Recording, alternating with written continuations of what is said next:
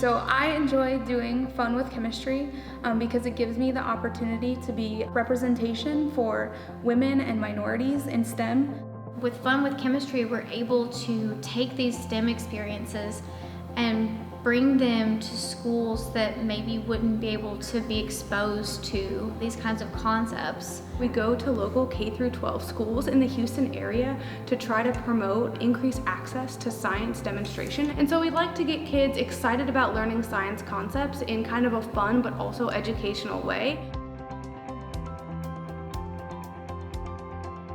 So one of the experiments that we really like to do, we call Genie in a Bottle. So in this experiment, we take an Erlenmeyer flask, and what we'll do is we'll measure out a chemical called hydrogen peroxide. So hydrogen peroxide has the formula H2O2. We're gonna use something called a catalyst. So it allows us to take the H2O2 and convert it into H2O and oxygen. When we add the catalyst, this decomposition reaction occurs and we see a large plume of smoke. And so that's because this reaction is hot.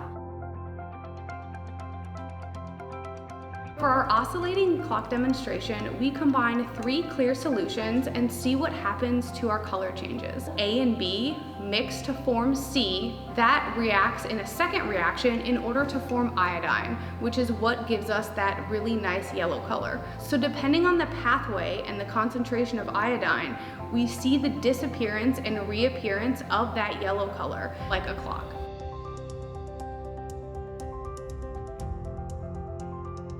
This reaction is called elephant toothpaste. Exactly the same as what happens in the Genie in a Bottle experiment, but we add 2 more additives to this that make this reaction a little more interesting. We add some regular dish soap, which is just blue, and then we also add some food coloring. So when we do the decomposition reaction and form water and oxygen, instead of getting steam like in the Genie in a Bottle experiment, we get soap bubbles, which are very colorful due to the food coloring.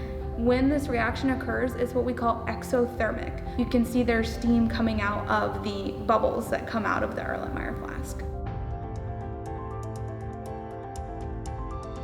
The universal indicator demonstration focuses on a couple of different chemical concepts. So for these, we like to talk about the pH scale and then state of matter changes. And so we start our demonstration by adding sodium hydroxide, which is basic. Carbon dioxide is dry ice, and it starts off as a solid, but then it also produces a vapor in the warm air. And so this process going straight from a solid to a gas is what we call sublimation.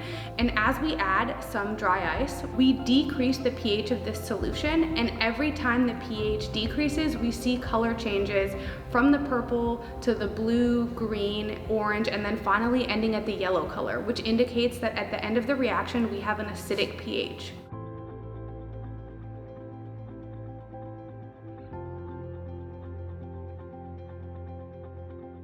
So the whoosh bottle is one of our favorite demonstrations. This is a very exothermic reaction. Our fuel source is a compound containing carbon. When we heat this fuel source in the presence of oxygen, we form carbon dioxide, so that's the loud whoosh that you hear, hence the whoosh bottle, and we form water.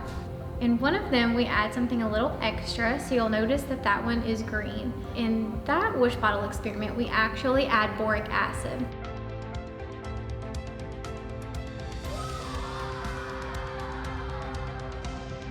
Fun with Chemistry is very fortunate in the chemistry department to have a lot of graduate student volunteers. So this has allowed us to go and perform these demonstration shows for kids all over Houston.